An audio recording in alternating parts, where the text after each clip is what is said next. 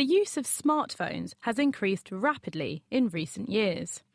Populations are moving away from their desktop computers and wired connections and embracing the future of mobile internet services, with 71% of 16 to 24-year-olds in the UK today now regularly using their smartphones to get online.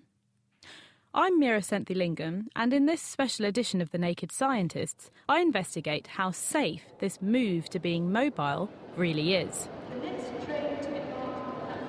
I visit one of London's busiest railway stations and meet Daniel Cuthbert and Glenn Wilkinson from SensePost, a UK and South African-based company who have developed a system to track and profile your movements using information given away in public by your mobile phone.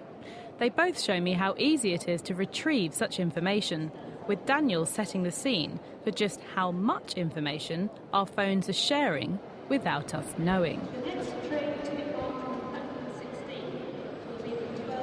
Smartphone usage in the UK has grown at such an alarming rate, and we looked at Ofcom, who yearly do a report that looks into how people are using the internet, how many phones are purchased, etc. And in 2009, only 1.2 million smartphones were purchased. Now, if we fast forward August 2012, 2/5 of UK adults now have a smartphone, and 40% of those actually use it as their sole primary internet device. And, if you look at traditional methods of connecting, it's either 3G or Wi-Fi.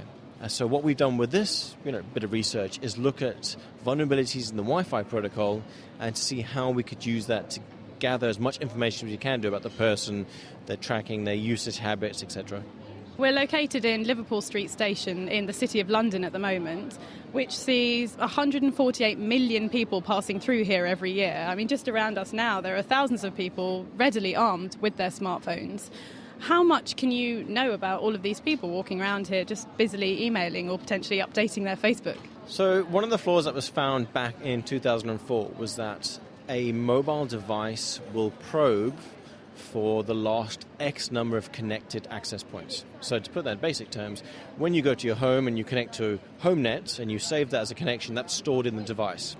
Now, if we fast forward to the smartphone usage, a lot of people move around with their phone, right? So if you can imagine, you're probably connected to, let's say conservatively, 8 access points. Every time you leave the house, your phone's going, where's this? Where's that? Where's this? Where's that? So what Glenn and I have done is build up a framework that makes use of this flaw that was discovered in 2005. We can now figure out where these people are, where they travel to, where they've been. And in places like Liverpool Street, where it's got a high concentration of people, you can gather a lot of information in a short period of time. So a lot of people do leave Wi-Fi turned on. Glenn, you've actually looked into the technology that helps find out all of this information through people's phones. I mean, what are the main things you're able to do? Okay, so the project has two main components, and I built software for two main areas.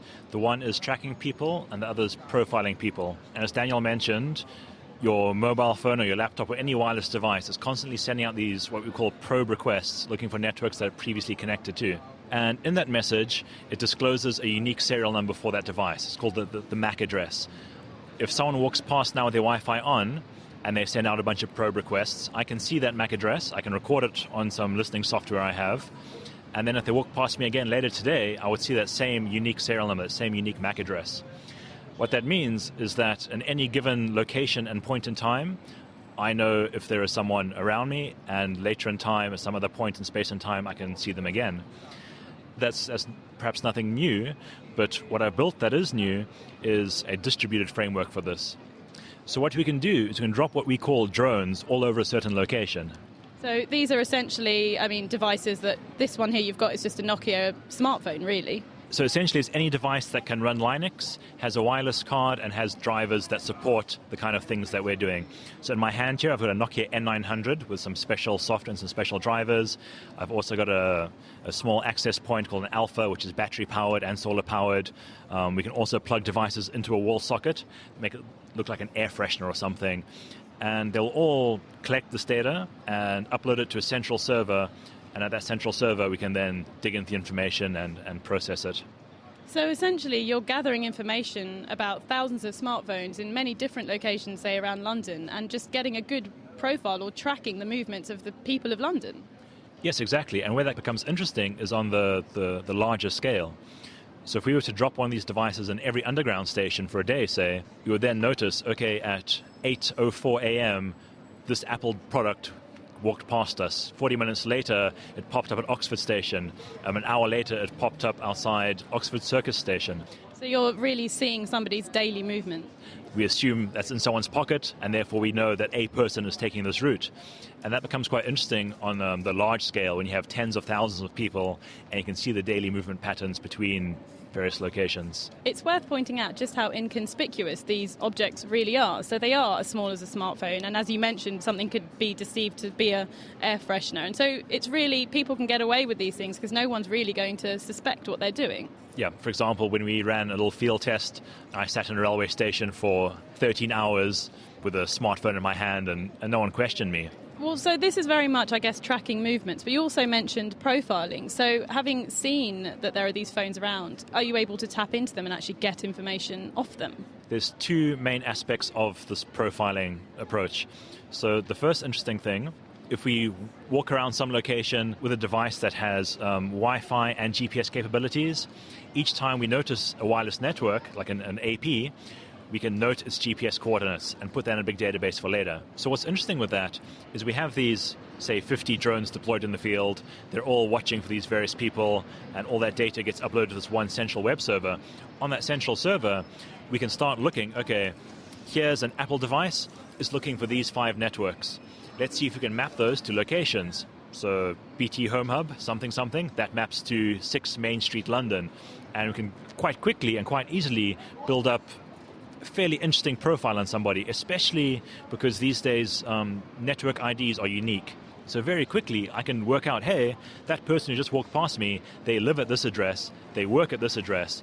We then interface that into Google APIs, get their street address and a street view photograph of their house. Well, you've actually got something set up here, and you've got, your original start point, which is here at the station, and you've already mapped a range of phones that are nearby, one of which you've even located down to a house in Yorkshire. Yeah, so precisely. If you look at the screen here, the software's running. Somebody walked past about 5 minutes ago, and yeah, it maps to a location in Yorkshire. There's their street address. I won't say it on air. And a picture of their house. Yep. And there's their house taken from a Google Street View. I feel like I've just invaded somebody I don't even know. Yeah, precisely. We're in their house pretty much. And what about the actual information on their phone? So, they're using it to write emails, possibly do their banking. Can you actually tap into and get information there? Because your phone is constantly sending out these probe requests, it's constantly shouting, hey, Starbucks, are you there? What my drone can also do is it can pretend to be those networks. So your phone shouts out, hey, Starbucks, are you there? My drone hears that and it says, yes, I'm Starbucks. Why don't you connect to me?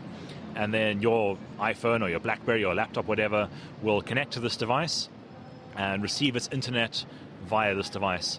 And again, following the distributed nature, these 50 drones deployed all over London, everyone's network traffic will go to this one spot, and I can monitor everyone's communications on this one spot. So potentially, using these devices, you're able to pretend to be certain networks that people's phones are looking for, and they will essentially tap into your device. Yes, exactly that. But it wasn't as exciting back then because there weren't that many smartphone devices. Now that there are so many more, it's a much bigger bunch of targets to attack. 2 small cruxes. It only works for open networks or web networks, but you'll find most devices, sure, they're probing for their secure home network, but they're also probing for previously open networks. So basically, if you've ever connected to an open network, you're likely to fall victim to this kind of attack. Now, moving back to you, Daniel, then. So you've got these various ways of tracking people, profiling people.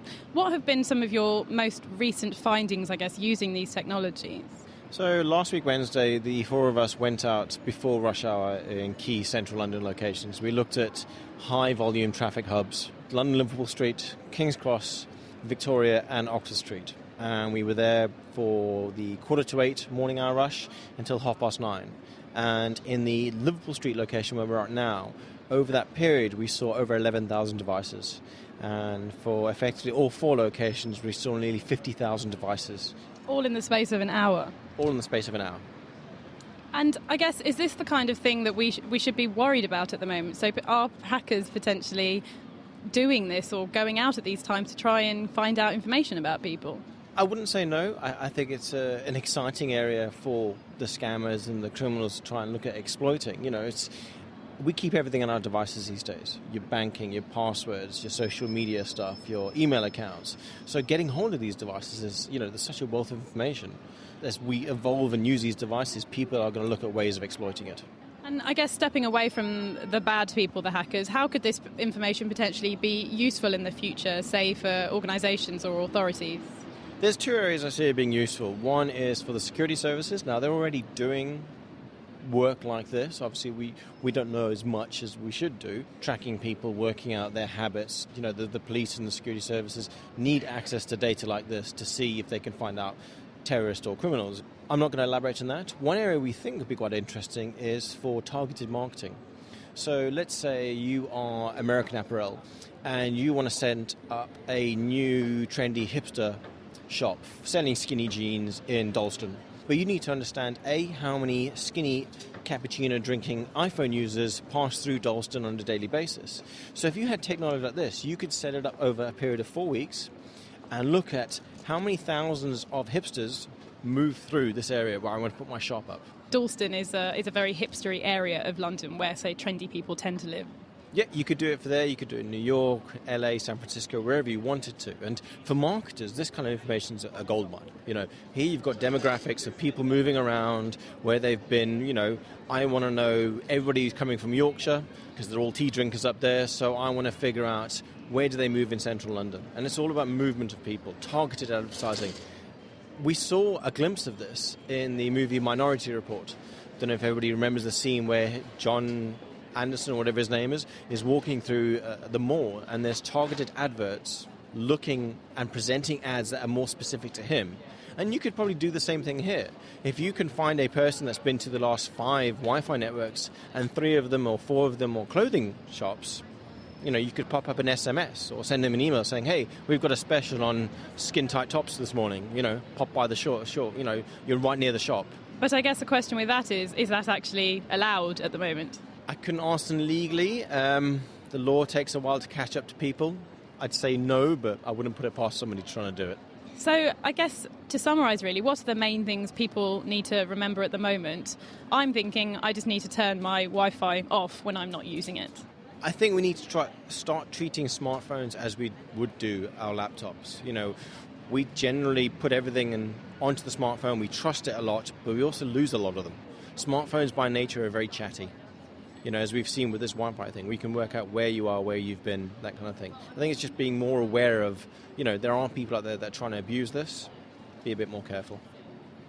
Daniel Cuthbert and before him, Glenn Wilkinson from SensePost, showing just how much we reveal about ourselves through our smartphones, and most worryingly, without us knowing.